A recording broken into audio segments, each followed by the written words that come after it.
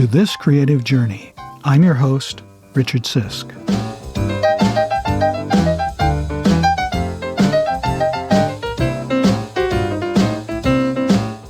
Today, we're exploring the life and legacy of a man whose pen shaped the sound of rock and roll, Otis Blackwell. Otis was born on February 16, 1931, in Brooklyn, New York.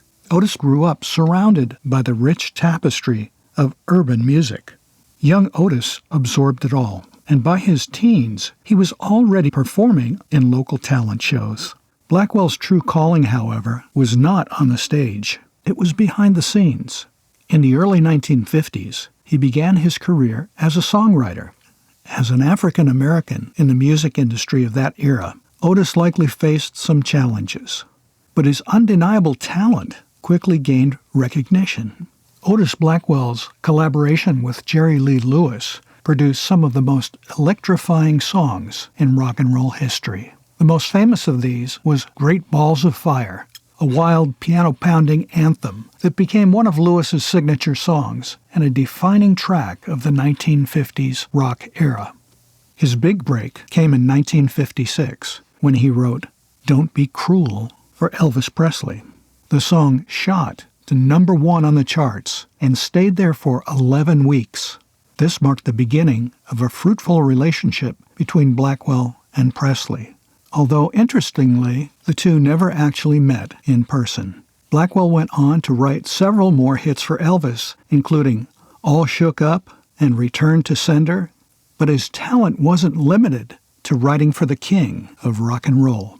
In 1956, he co-wrote Fever with Eddie Cooley. While Little Willie John first recorded it, Peggy Lee's 1958 version became an enduring classic, showcasing Blackwell's ability to craft songs that transcended genres and artists. Another of Otis's big hits was Handyman, which he co-wrote with Jimmy Jones. Jones' 1959 recording was a smash hit, and the song found renewed success when James Taylor covered it in 1977. What made Blackwell's songwriting so special? It was his ability to craft catchy, memorable hooks, and his knack for writing lyrics that were both simple and evocative. He once said, "The simpler the song, the more people like it." Despite his immense success as a songwriter, Blackwell remained largely unknown to the public. He preferred to stay out of the limelight, focusing on his craft rather than seeking fame. This low profile may have helped him to navigate the complexities of the music industry during a time of significant racial tension in America. In an interesting twist, Blackwell did release some of his own recordings in the 1950s, including versions of the songs he wrote for other artists. These recordings showcased his own distinctive voice and style, proving that he was not just a great songwriter, but a talented performer in his own right. I found it extremely interesting in listening to Blackwell's performances how Elvis copied his style on his own recordings. Blackwell's influence on rock and roll cannot be overstated. He was inducted into the Nashville Songwriters Hall of Fame in 1986 and the Songwriters Hall of Fame in 1991.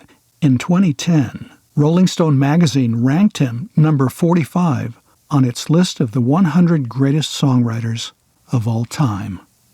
Sadly, Otis Blackwell passed away on May 6, 2002, in Nashville, Tennessee, at the age of 71. But his legacy lives on through the timeless songs he created, songs that continue to be covered and celebrated decades after they were first written. As we wrap up, let's remember that Otis Blackwell was not just the man behind the hits, but as a true architect of rock and roll. His story reminds us that sometimes the most influential figures in music are the ones working quietly behind the scenes, shaping the soundtrack of our lives and breaking barriers along the way. This has been This Creative Journey. I'm Richard Sisk. Thank you for listening.